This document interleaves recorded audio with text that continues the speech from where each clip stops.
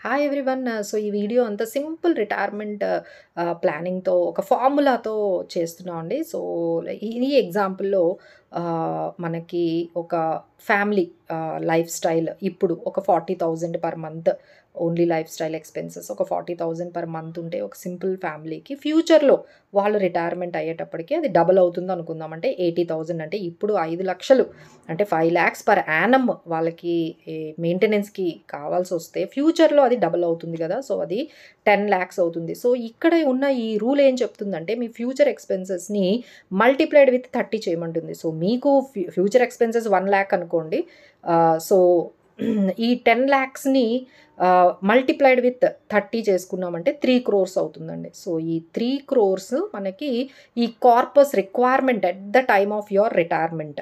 అంటే మనము ఫ్యూచర్ ఎక్స్‌పెన్సెస్‌ని మీది ఏదైతే ఫ్యూచర్ ఎక్స్‌పెన్సెస్ అనుకుంటున్నారో, మీ రిటైర్మెంట్ అయ్యేటప్పటికి నాకు ఇంత అమౌంట్ పర్ యానమ్ ఇంత కావాలి అనుకుంటున్నారో దాన్ని మల్టిప్లైడ్ విత్ 30 మన ఎగ్జాంపుల్‌లో మన ఫ్యూచర్ ఎక్స్‌పెన్సెస్ 10,00,000 కాబట్టి మల్టిప్లైడ్ విత్ 30తో చేసాము కాబట్టి అది 3 క్రోర్స్ వచ్చింది. నౌ ద క్వెషన్ కమ్స్ ఎంత మనం తీసుకోవచ్చు ఆ 3 క్రోర్స్‌లో?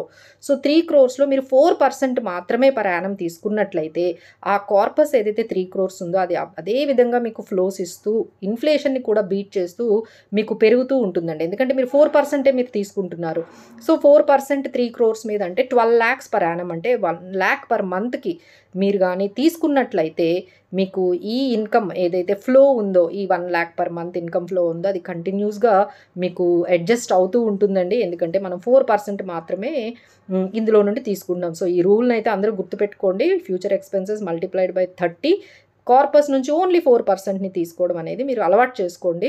Now the question comes like ఈ 3 క్రోర్స్‌ని మనం బిల్డ్ చేసుకోవాలి అనుకుంటే ఎలాంటి స్ట్రాటజీస్ అంటే అసెట్ అలొకేషన్ అనేది చాలా ఇంపార్టెంట్ అండి. Don't put all your money in one single asset class either it is equity are real estate or gold debt ఇలా కాకుండా మనం అన్ని అసెట్ క్లాసెస్‌లో కూడా ఎలా పెట్టుకుంటే ఎంత పెట్టుకుంటే బావుంటుంది. మనం ఆ గోల్ రీచ్ అవ్వగలము.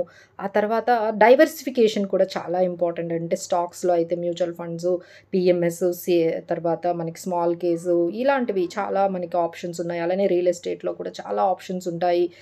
గోల్డ్‌లో కూడా మనకి డిఫరెంట్ ఆప్షన్స్ ఉన్నాయి. సో, ఇలా డైవర్సిఫికేషన్ అంటూ చేసుకుంటూ మనము ఈ కార్పస్‌ని రిస్క్‌ని మేనేజ్ చేసుకుంటూ మనము క్రియేట్ చేయగలిగితే అంటే లిక్విడిటీని మేనేజ్ చేసుకోవాలి. తర్వాత టాక్సెస్‌ని కూడా మైండ్‌లో పెట్టుకొని మనం చేస్తూ ఉండాలండి. సో, ఇవన్నీ మనకు కష్టం అనుకుంటే మరి చక్కగా ఒక ఫైనాన్షియల్ ప్లానర్‌ని మీరు ఎంగేజ్ చేసుకోండి. So, they will help you how to build these corpus for your retirement benefits. For more ideas like this please do contact us. We will help you as a financial planner. Thank you.